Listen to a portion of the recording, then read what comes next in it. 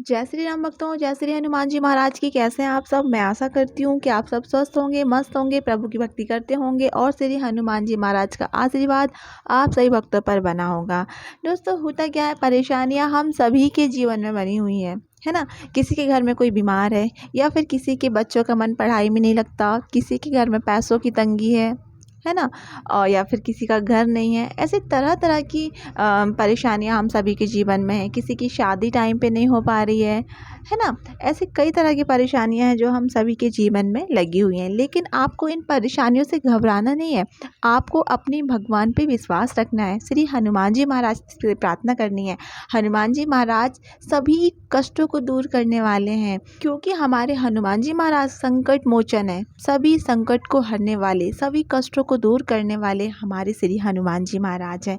तो आप सब अगर अपनी किसी भी समस्याओं को लेकर परेशान हैं, तो इसके लिए आपको श्री हनुमान जी महाराज की आराधना करनी चाहिए। क्योंकि मुझे काफ़ी सारे कमेंट्स आते हैं अपनी अपनी समस्याओं को लेके। तो मैं आप सभी सब्सक्राइबर्स से यही कहना चाहूँगी कि आप लोगों को श्री हनुमान जी महाराज की आराधना करनी चाहिए। और आपको हनुमान जी महाराज की पूजा पाठ किस तरह से करनी है, मैं अपनी कई सारी वीडियो में ये बता चुकी हूँ।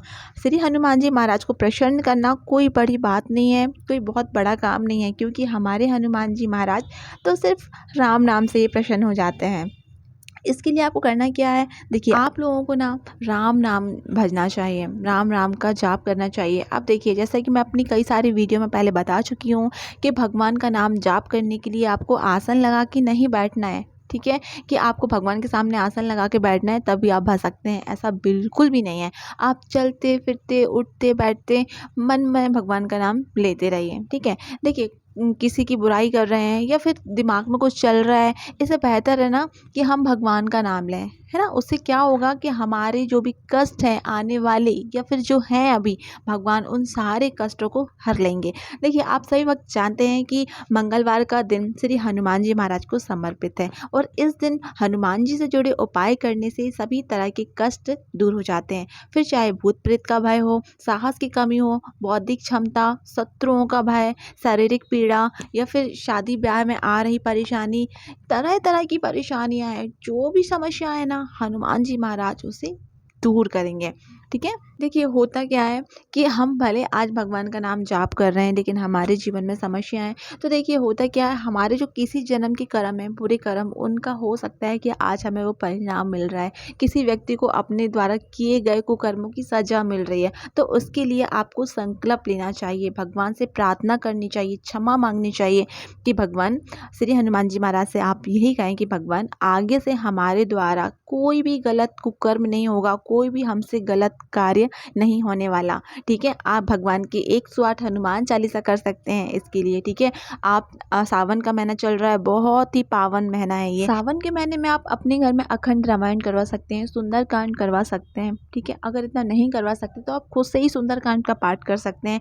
इतना भी नहीं कर पा रहे हैं तो डेली आप 5-5 दोहे सुंदरकांड के कीजिए। इससे हमारे हनुमान जी महाराज प्रसन्न होंगे, आपको श्री राम भगवान की भक्ति प्राप्त होगी, हमारे भोलेनाथ प्रसन्न होंगे, क्योंकि जो हमारे भोलेनाथ हैं, देवों के देव महादेव, श्री राम नाम से ही प्रसन्न हो जाते हैं। हमारे महादेव हर समय राम नाम का ही जाप करते रहते हैं। आप भगवान को प्रसन्न करने के लिए राम नाम के जाप के साथ साथ भगवान श्री राम का नाम लिख भी सकते हैं, लेखन कर सकते हैं। ठीक है, और इसके लिए आपको कुछ ज़्यादा कुछ नहीं करना, बस एक बुक लेनी है और श्री राम नाम लिखना शुरू कर देना है। आप संकल्प ले सकते हैं कि आप कितना नाम भगवान का लिखना चाहते हैं। ठीक है, और जिस भी पुस्तक में आप भगवान का नाम लिखेंगे, उसे आप यहाँ वहाँ बिल्कुल ना रखें। ठीक है, उसे आप भगवान के स्थान में ही रखें। आप राम नाम का संकल्प लिख सकते हैं, ले सकते हैं। आप राम नाम के जाप का संकल्प ले सकते हैं। जितना हो सके आप उतना राम राम राम राम लिखिए, भजिए। ठीक है, अपना मन शुद्ध रखिए, दिल साफ रखिए, किसी के लिए हमें बुराई नहीं रखनी है अपने दिल में। ठीक है, अगर कोई हमारे साथ बुरा कर भी रहा है तो भगवान उसे खुद देख लेंगे, उसके कर्मों की सजा उसे भगवान देंगे, लेकिन हम अपनी तरफ से कोई भी गलती नहीं करेंगे। अगर आप कुछ नियमों का पालन करते हैं ना इस तरह से, तो देखिएगा आपकी 101% मैं गारंटी देती हूँ कि आपकी जो भी समस्या है ना, भगवान सारी समस्याओं को दूर करेंगे। देखिए, मैंने श्री प्रेमानंद जी महाराज की श्री मुख से सुना है कि जिसका चरित्र पवित्र होता है ना, भगवान उनके बस में हो जाते हैं। ठीक है। तो इसके लिए आपको ब्रह्मचर्य का पालन भी करना होगा, ठीक है। अगर आप शादीशुदा नहीं है तो आपको ब्रह्मचर्य का पालन भी करना चाहिए, ठीक है। इससे भी हमारे भगवान अपने भक्तों पर बहुत ही शीघ्र कृपा बरसाते हैं, ठीक है। और आप भगवान की पूजा पाठ कीजिए। मंगलवार को आप हनुमान जी के मंदिर जाइए, भगवान को सिंदूर अर्पित कीजिए, भगवान को चोला अर्पित कीजिए, भगवान को आप राम नाम की माला सुनाइए, जाप कीजिए, ठीक है। देखिए, आपकी जो भी शत्रु है ना, सारे दूर हो जाएंगे, सारी शत्रुता खत्म हो जाएगी आपकी। घर में किसी को शारीरिक पीड़ा है ना, तो शारीरिक पीड़ा भी हनुमान जी की भक्ति करने से दूर हो जाती है। किसी को शनि दोष होता है ना, तो हनुमान जी की भक्ति करने से शनि देव भी उसका कुछ नहीं बिगाड़ पाते। शनि भगवान भी कृपा करते हैं अगर हनुमान जी महाराज की कृपा आप पे है तो, ठीक है। तो इसके लिए आप क्या कर सकते हैं, आप शराब, मांस, मदिरा इन चीज़ों का सेवन अगर आप करते हैं तो पहले इन चीज़ों को त्याग दीजिए, इन चीज़ों से दूरी बना लीजिए, ठीक है।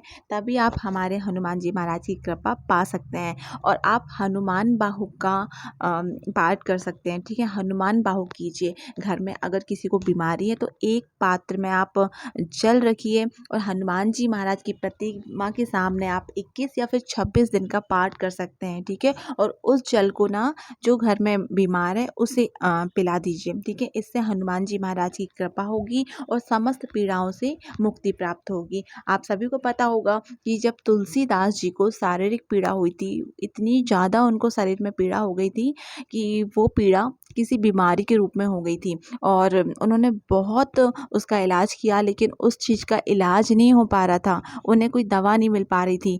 फिर उन्होंने क्या किया, हनुमान बाहुक लिखा। श्री तुलसीदास जी ने हनुमान बाहुक लिखा और इससे हमारे हनुमान जी महाराज प्रसन्न हुए और श्री तुलसीदास जी की शारीरिक पीड़ा दूर हुई। तो शरीर की पीड़ा दूर करने के लिए आप हनुमान बाहु का भी पाठ कर सकते हैं, हनुमान मंत्र का आप पाठ कर सकते हैं।